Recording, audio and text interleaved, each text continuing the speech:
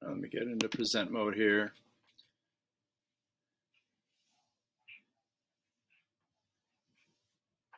It's not what I want. That's what I want. Okay. Okay, so our second unit in AP psychology is about biological psychology. So this is a lot about the brain and genetics and environment and how they interact and nervous system and neurotransmitters and all that. This is a topic that if you enjoy, this is a great field to get into because it's growing and growing. We're learning more about the brain, in the last 5 years than all the years leading up to it combined. I mean, the information that we learn is just staggering.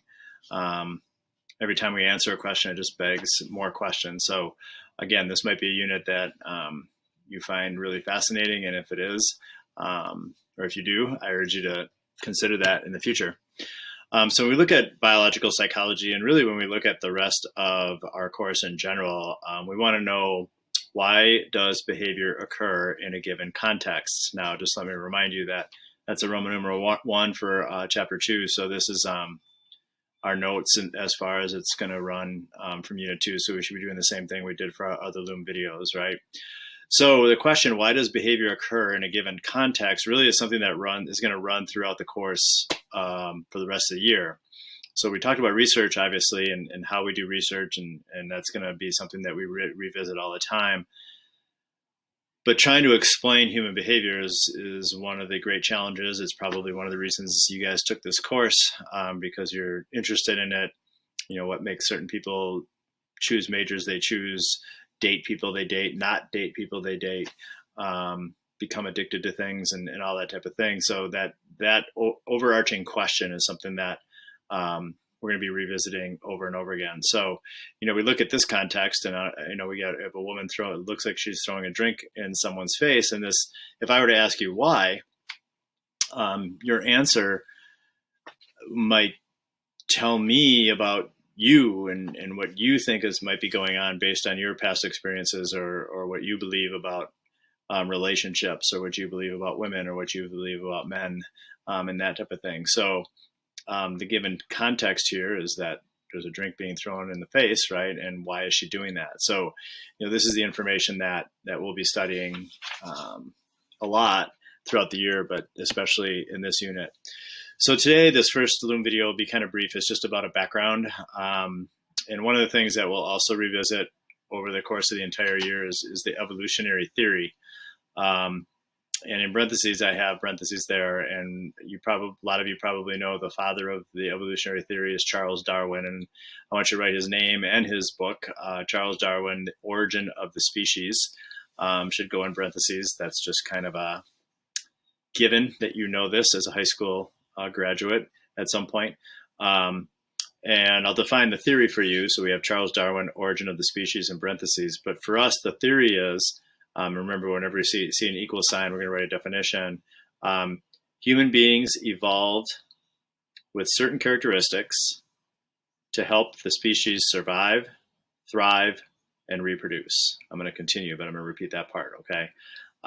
Human beings have evolved with certain characteristics to help species survive, thrive, and reproduce, and their behavior can be explained by that. So basically an evolutionary psychologist, and again, we'll talk about that. In fact, we'll have a kind of fun activity in class on Tuesday for cohort 1 and Wednesday for cohort 2 about this, is that according to an evolutionary psychologist, all human behavior can be simplified down to these 3 things: survival, thriving, and reproducing. That everything that we do is based on those things. So we'll talk, like I said, more about that in class. Now, a big argument that used to be thrown about in the field of psychology and biology and philosophy and all that is the idea of nature versus nurture. And the research that has gone on into the argument, nature versus nurture, has changed the argument. And now we refer to it as the interaction of nature and nurture, no longer nature versus nurture. And what we mean by that is that it's not, and this is what you put next to the equal sign, it's not nature versus nurture. Rather, it's an interaction of the two. Okay. So if I explain a behavior of mine by saying, well, it's my genetic makeup versus it's how I was raised, neither of those flies because it's really a combination. One of the best analogies I've heard about this is if you've ever played cards before, especially if you've played poker, being a good poker player depends on your skill, but also depends on your cards, right? And so if you're playing poker with someone and you're dealt a hand of cards, the nature is the hand that you're holding, and the nurture is how you choose to play them, right? We know people, you can probably name people, I know you can name people in our school who have been dealt a really, really good nature hand, but they're not playing it very well, right? And there are people who maybe weren't given all the gifts that maybe others have, but they are playing those cards really, really well. So that's kind of a way to look at that interaction. Now, later in the year, we're going to be talking more specifically about reciprocal determinism, but I thought it'd be a good idea to visit it now too, because it really relates to this. Reciprocal determinism says that the environment affects the person reacts, and therefore influences the environment. Okay, so the environment affects the person reacts, and therefore influences the environment. Okay, so for example, when we say the environment influences the person or affects the person, you probably, especially last year before the COVID stuff, you probably acted differently in different classes. Your behavior, like some of your teachers might have been surprised by your behavior in other classes that you were part of. And that's because the environment that was created within that class, maybe it's the way the teacher ran the class, maybe it was the students in the class, but there was something about the environment that affected how you behaved in that class. And your behavior in that class also influences the environment. It's going to influence others, right? So that impact on the two really allows them to influence one another. So when we say reciprocal, we're saying that, it goes back and forth, and we're saying determinism, that each determines the other. My dog Oscar here, who he's tearing up some scantrons. Whenever I get scantrons I don't like, I let Oscar tear them up. But Oscar has an interesting temperament. Temperament is something we'll be talking a lot about again throughout the course of the year. Your temperament is kind of your emotional reactivity, right? Some people are high strung. They have a temperament that would be described as high strung. Other people are really chill and calm and that type of thing. And Oscar was born with a high strung temperament. He was a rescue dog, and I'm not sure what happened to him prior to us getting him. His vet told me that some real bad stuff must have happened because he is really on edge. So his temperament influences how I train him. So I'm much more patient and much more understanding of the environment and that type of thing. He has PTSD for whatever the trauma was that he endured. So that affects me, but I also affect him. I hope, he's calmed down a lot over the years, and gotten much better than he was when we first got him. So again, we have this reciprocal reaction. It's kind of like, again, we all have temperaments, but children are born with these temperaments. Temperament is pretty genetic. Some kids are born fairly, introverted, shy even, and others are born just constantly alert, constantly on the go. And how the parent interacts with that child is going to influence that behavior. It could be something as simple as, they're in public and the parent says, "Oh, this is my quiet one." Well, that reinforces the quietness, right? So not only are they maybe inherently quiet, nature, but now the environment is affecting them to be even more quiet. Or if the parent says, "This is my rambunctious one," right? The same thing can hold true. Also, if the parent, how does the parent identify these behaviors? If the parent enjoys the rambunctiousness and kind of feeds into it, that's going to help that out, right? And if the parent ignores it, then it might slow it down. So again, we're seeing this reciprocal determinism or relationship between the two. Hopefully that's not your Scantron that Oscar's eating. Some other terms that we want to look at that are going to help us understand not only this chapter, but are going to pop up again throughout the course of the year. Epigenetics, a term that I never really, but didn't teach in the past, but we're beginning to understand this a little bit more and more. So epigenetics says that environmental pressures can change gene activity. And in parentheses, that's right, turn off and or turn on genes. Okay, so environmental pressures can change gene activity. And in parentheses, we're going to write can turn off or turn on genes, which can change our metabolic processes and therefore our behavior. Okay, which can change our metabolic processes and therefore our behavior. Okay, so when we say it's an interaction, what goes on in our environment affects our genetic makeup. So we have a genetic makeup, but our genetic makeup is not necessarily going to follow a pattern laid out by itself. The environment is going to affect that. And that's what we mean by epigenetics, that the environment is impacting it, especially certain types. Okay. For example, we know, that children who are around during 9/11, who were in New York, are very susceptible to stress, and a lot of them have PTSD even from that experience. So they're much more sensitive to stress because when they were little, obviously that what was going on then affected them a great deal because their genes were still, brewing, and if you will, and that type of thing. So, in fact, what was sad about what was happening was when 9/11 happened, they were showing, obviously you can imagine how often they were showing the planes flying into the World Trade Center and all that. And in a child's eyes, they didn't understand that this was a rerun, right? They thought that this was happening all over the place. In fact, children, pregnant mothers who were in New York City during 9/11, so they were pregnant when 9/11 happened, especially in their third trimester, so especially the last 3 months of the pregnancy, also were more likely to give birth to children who were much more prone to PTSD. So mom's stress that revolved around what was going on got passed down to them. It's pretty amazing. Trauma also will make these changes in our epigenetic makeup fairly quickly. So especially in childhood. So if you have a person who experienced childhood trauma, that brain got rewired and the genetic makeup got rewired and could affect them, for the rest of their life. Again, that can be reprogrammed, okay, so the genes can still change. But again, that's something that we're beginning to understand better and more, and it's being used in therapy and in the medical field much more.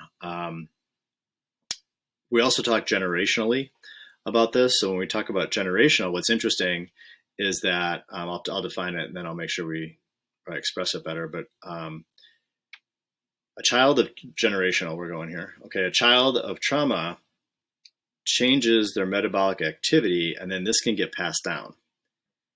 Okay, so once their metabolic activity changes because of the environment, then that's a part of their genetic makeup. So, if I'm a 15 or 16-year-old and I have experiences that change my genes, that in turn will affect the children I have, which makes sense, right? Because they're getting half of their genes are my genes.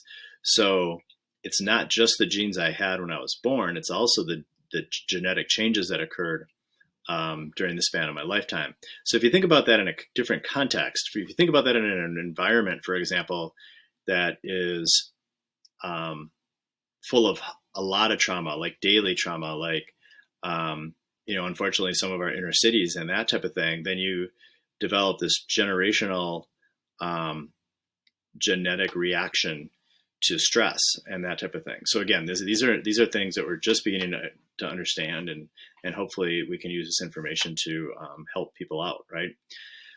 Some other vocabulary that we will explain more later is, first of all, we have the word polygenetic. And this simply in parentheses means many genes. So you can write that in the parentheses, many genes. Okay, and by polygenetic, I mean that behavior is likely the cause of multiple genes and how they interact. Okay, behavior is likely the cause, or caused by, behavior is likely caused by multiple genes and how they interact. So, in other words, there probably is not just one gene for what we know. There's not just an intelligence gene. There's not an alcoholism gene. There's not a gene for schizophrenia or that type of thing. Now, there are combinations of genes that can interplay to make someone more intelligent than the average person. And there are multiple gene relationships that can affect why one person might become addicted to something and another may not. But it's not like we can say there's the gene. Okay, so it's not only just multiple genes, but it's how they talk to each other. Okay, that affects that. All right, so we'll talk more about polygenetic later. Diathesis, or some people say diathesis, says that, here's your definition, says that disorders have a genetic predisposition,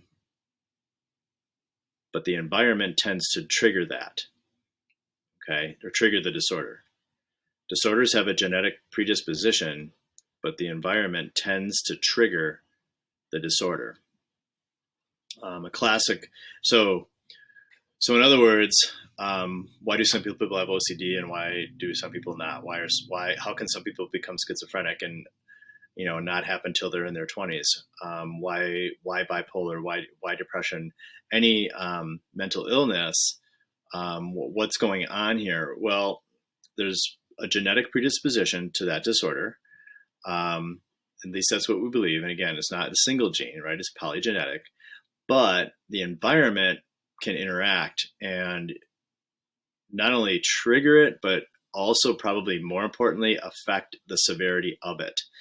So when we're talking about a person with OCD, for example, how serious it is and how limiting it is on them depends on the environment a lot.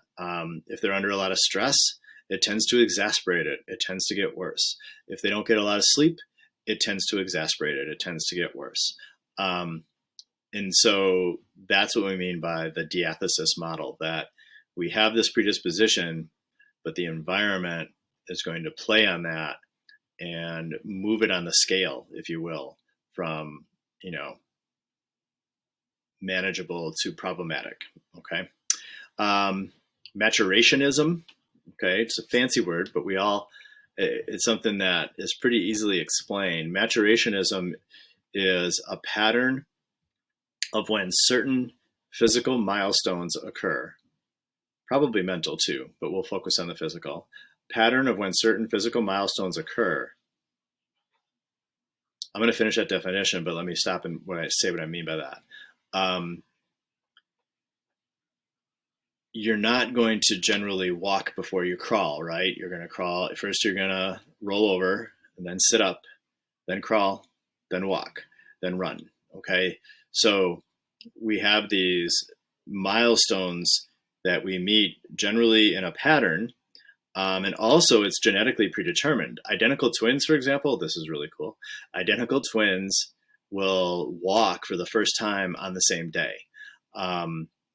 I'll talk about how that may not occur in some cases, but in almost all cases, identical twins will walk on the very same day. So they're genetically programmed to walk. So when a child learns to walk for the first time, that is a genetic model that's been laid out, and and this decision has already been made. It's going to happen in the 11th month on the 12th day or something like that. So that's what we mean by maturation. But here we're going to finish the definition now. Okay. But extremes in the environment can affect this. Okay. But extremes in the environment can affect this.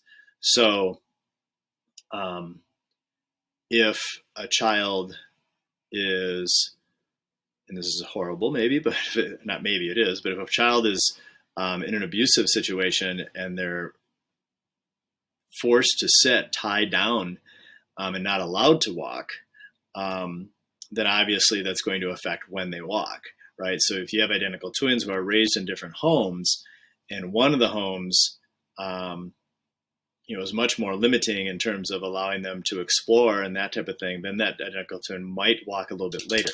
But I want you to understand that the environmental piece tends to be is more of an extreme thing. Okay, otherwise it's pretty much programmed. Um, and like I said, it's mental too. It's not, you're not going to have, um, a 4-year-old doing calculus, right? So there's also mental processes that follow patterns as well. And then a big word that we're going to get hearing over and over again, and the research on this recently has just been fascinating, is plasticity.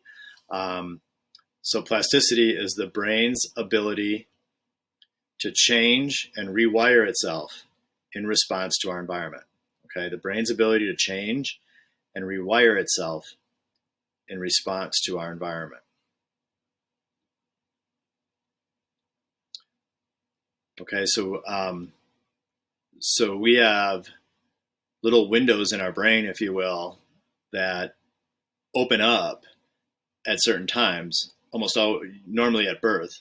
Those windows open up and they stay open for a time period. We call that time a critical period or a critical window. And that critical window or critical period is when we have to get stimulation from the environment, because if we don't get that stimulation from the environment, then that window is going to start to close and you're going to lose that skill, the opportunity to develop that skill. So for example, language is probably the easiest example. Our language window opens up. It opens up here and it opens up here on the left side, right around the temple and right above the ear. And it opens up when we're born, probably even before we're born. And language is processed in that window. If a child is in a neglectful situation, and unfortunately we've documented, not me personally, but it's been documented in the field that if a child does not hear the spoken word until a certain age, and that's usually around, this window stays open really long, it's usually around 12 or so, that window will close. And when that window closes, that child will no longer be able to learn language. So unfortunately, children have been found in really, really neglectful situations where they've never heard the spoken word. They're 13 years old and you cannot teach them language. They can't understand it. You can't teach them to speak. That the plasticity is gone, if you will. This is why foreign languages, people who are, some of you are bilingual, and if that you probably learned it when you were a child. You were fortunate enough to learn that when you were a child, and that has given you the ability to become fluent, what we call fluent. So if I tried to take a second language right now, I would never be fluent in that language. In fact, neither would you. You can take the language, you can learn the language because you have a word to apply it to. So the word, blue, if someone says, well, azul is blue, you have blue to attach azul to. And if I'm not saying that right, that's because my window's closed. But if you don't have that word to attach it to, you can't learn it. And you also will never be fluent. So someone who learns Spanish after the age of 12 is not going to be able to roll their R's effectively because that window will have closed, if you will.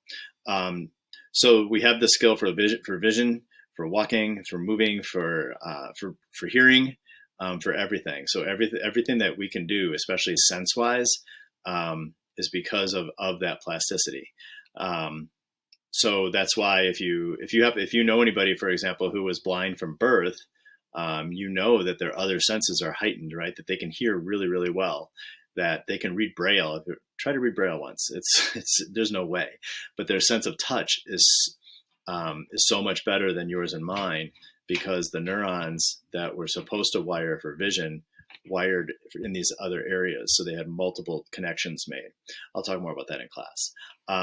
The other topic with plasticity that we're learning now that's becoming really, really important today is that our brains are much more plastic than we thought they were. We used to think that can't teach an old dog new tricks. You know that once the brain becomes hardwired, that's pretty much it.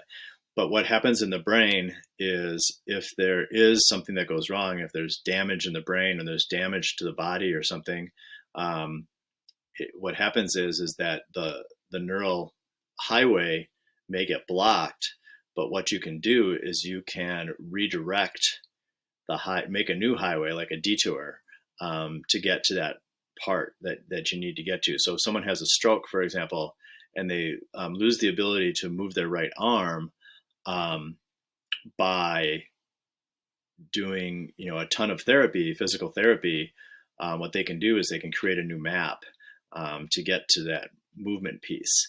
I'll show you a video on that at some point so you can see it's really, really amazing that it can happen. Now, a 50-year-old is going to take longer to create that road than a 16-year-old, and a 16-year-old is going to take a lot longer to create that road than an 8-year-old, and an 8-year-old is going to take a lot longer than a 4-year-old, and a 4-year-old is going to take a lot longer than a 2-year-old. The younger we are, the easier it is to find that road, to build that new road. But what we know now is that we can still build it. It's just going to take, as we age, it's going to take more and more time. So the plasticity piece of the brain that has been fairly recent in terms of appreciating that our brain does stay plastic over a long period of time is really, really fascinating. So more about that in class. So there's your first Loom video on Unit 2. Our next one will be about neurons.